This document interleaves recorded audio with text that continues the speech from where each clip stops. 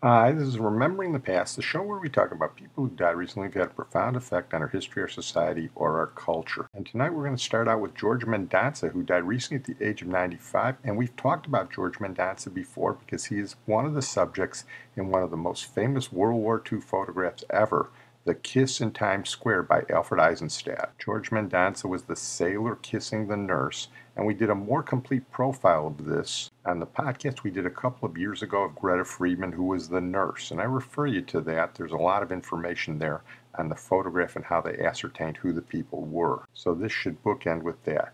Anyway, here's Jim Axelrod of CBS talking about George Mendonsa. Times Square, August 14th, 1945.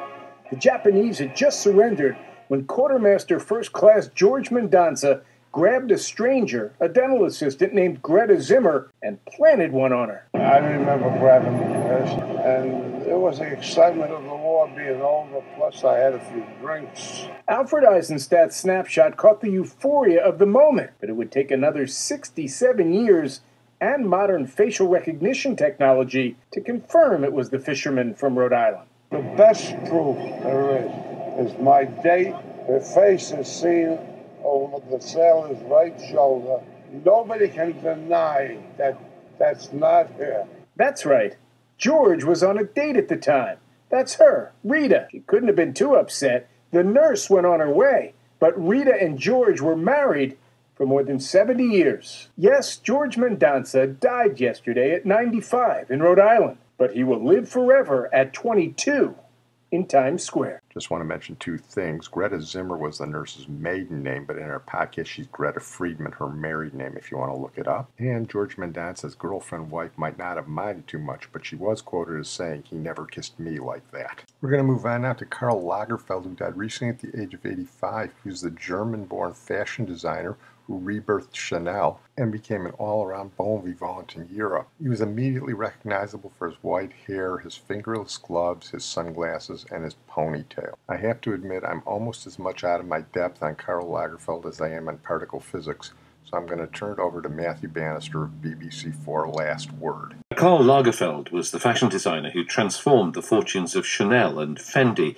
and pioneered partnerships with high street retailers. Karl was born in Hamburg to a German mother and a Swedish father who was an importer of condensed milk. Karl was inspired by seeing a Dior fashion show in 1952 and moved to Paris to begin his career. He became famous for his spectacular shows set in forests or even on a beach. Kim Windsor runs her own women's wear label and is a former chief executive of Pringle of Scotland. She first met Karl Lagerfeld in a hotel lift in Milan. As usual, he was dressed in his signature style. Very neat Heidi Slimane style suit with a crisp white shirt, quite a lot of jewellery, fingerless gloves. Absolutely what you'd expect him to be dressed in. And the ponytail and the sunglasses. Yes, beautifully hair pulled back, the sunglasses. I mentioned to him that I was running Pringle of Scotland at the time, and it was as if he'd read a book on it. He knew its heritage. We even discussed the very first designer, whose name was Otto Weiss. So we had a conversation about twin sets and the fact that Otto Weiss had been credited with designing the very first twin set. Everything was researched and knowledgeable. I read a lot of books, so I read everything what's new in English, what's new in French, what's new in German. There's not much. And he started with winning a competition in Paris. He won it for designing a coat. He then got appointed with Balmain. He only stayed there for 3 years, I think, because he said he didn't like being an assistant. And the names you associate with him are Fendi, are Chanel, of course, yes. And his own line, Karl Lagerfeld. How did he come to be involved with Chanel? Chanel is still a privately owned company, and he was asked by the owner, I think 10 or 11 years after Coco Chanel herself had passed, and at that point the brand obviously had slipped away. He described the collection that Chanel had become as only of interest of Parisian doctors' wives. Chanel did a lot to help me to make Chanel what it is now, because when I took over, everybody said to me, even the people from the business, don't touch it, it's dead. He did, in fact, set the template for the modern luxury industry. Miles Socher is editor-in-chief of the fashion industry website WWD. In Chanel, Karl found a brand with extremely rich storytelling, the story of a woman who succeeded in business and who truly invented a fashion vocabulary based on cardigan jackets, chain-handled handbags, black and white, tweed. So what he decided to do was to take those tweed jackets and those tweed skirts and make the jacket mini with all your middle showing and the skirts really cut up short, and then he'd cut holes in it and tear it apart, and he'd put logos over everything, and he would cut them all apart, and then he'd put loads and loads, not just one necklace or two necklaces or three necklaces, maybe 4 or 5 necklaces, and then why don't you put another stud in there, and why don't you put another logo on there? And he was turning out an extraordinary number of collections every year. Oh my goodness, yes. I mean, he would be doing, 8 for Chanel, another 6 for Fendi, plus anything that he was doing himself. Karl Lagerfeld has transformed the Grand Palais into an absolute bona fide supermarket. I'm standing. Everyone would be different. I mean, you'd go from being in a supermarket with trolleys, which I remember that one, that made me chuckle. Hello, Karl. BBC Radio 4. How important is it to you to have the spectacle and the presentation and the way you've done it today? But I think, it's part of today's life, and even to a supermarket. But you must not look like a rich lady who is condescending, That's very demotivating. But at the end of the show, his immediate thing was then, what am I going to do for the next show? That was already history, and it was already, I'm thinking now about what I'm going to do next. In 2004, he shocked many people by doing a collaboration with H&M, the Swedish high street brand.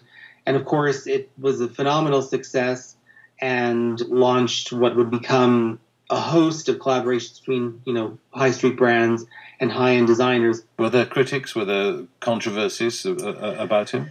Oh, definitely. In the summer, just after the nation celebrated the Diamond Jubilee, he said he didn't like Pippa Middleton's face, adding she should only show her back. And he offended pop star Adele's fans, saying the singer was a little too fat.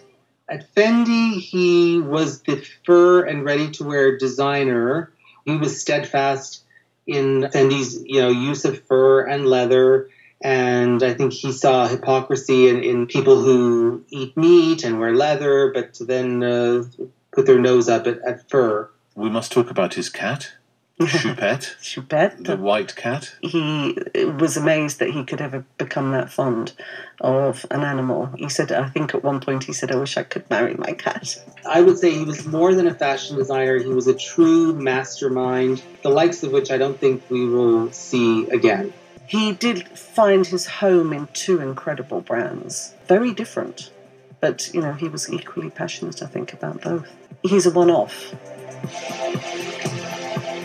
Kim Windsor on Karl Lagerfeld. I think Karl Lagerfeld left a lot of money to that cat. Where's Larry Lujack and Animal Stories when we need them? We're going to close tonight with our feature, Don Newcombe, who died recently at the age of 92.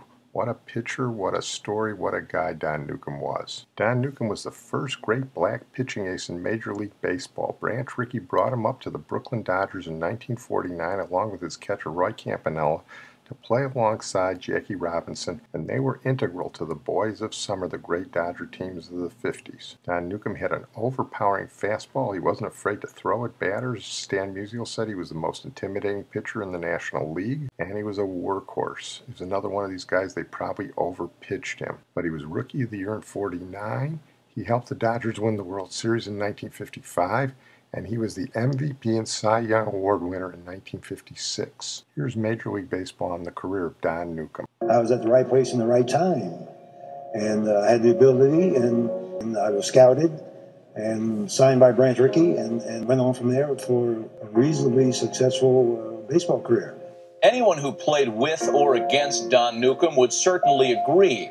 His was a career that was far better than reasonably successful. In fact, among pitchers of his generation, his numbers rank among the best ever to wear a Dodger uniform.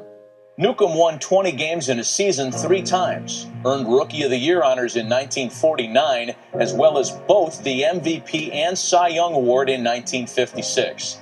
But before any of his major league accomplishments, Newcombe pitched in the Negro Leagues. And the Negro Leagues is a very integral part, a very important part of baseball history.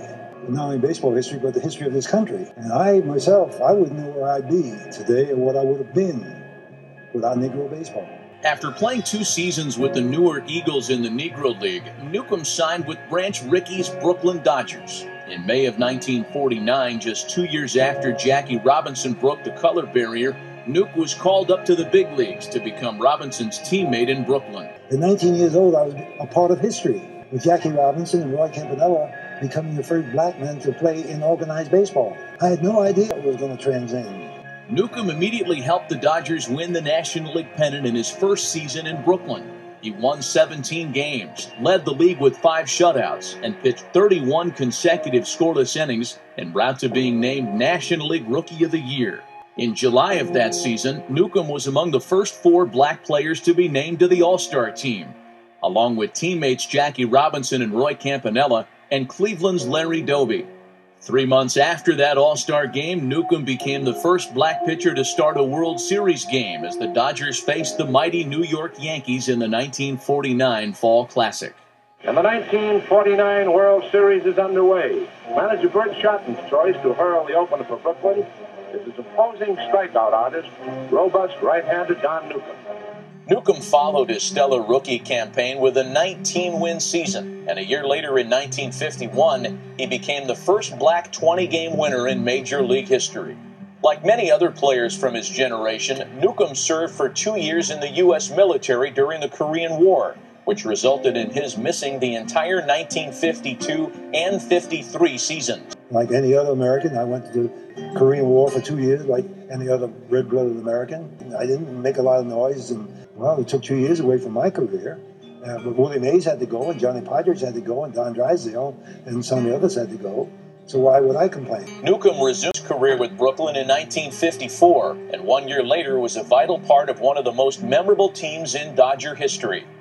He won 20 games and was the ace of a Dodger team that won the franchise's first championship, the only one they'd win in Brooklyn. Elston Howard sends it grounded to Pee Wee Reese, and these Dodgers at last are world champions.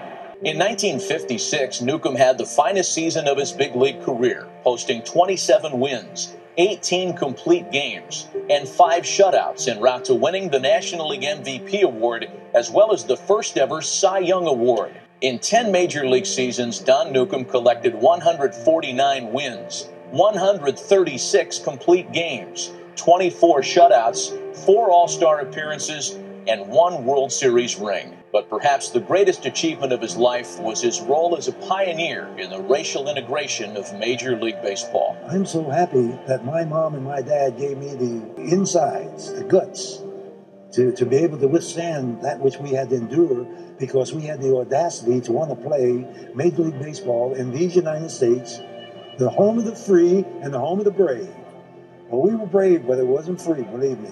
And we had to work to make it free. And had we failed, I believe the advent of black men in the Major League Baseball would be set back another 20, 25 years. Little side note, Don Newcombe was pitching in the Bobby Thompson game in 1951. He went into the 9th inning giving up only 1 run, but he was pulled for Ralph Branca. And we've done the podcast on both Ralph Branca and Bobby Thompson. Roy Campanella pulled a hamstring, wasn't catching that day. And when they asked the Giant manager after the game what he would have done differently, he said, I would have had Campanella catch the 9th.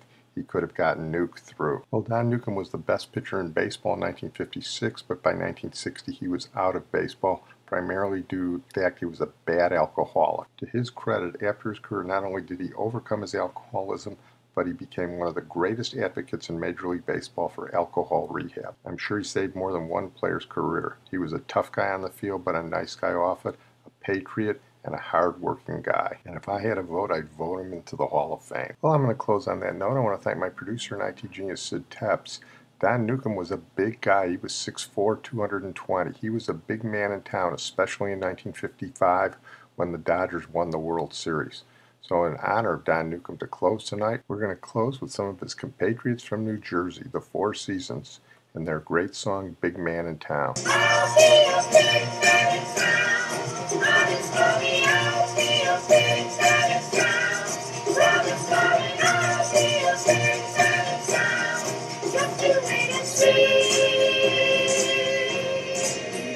Proud of me.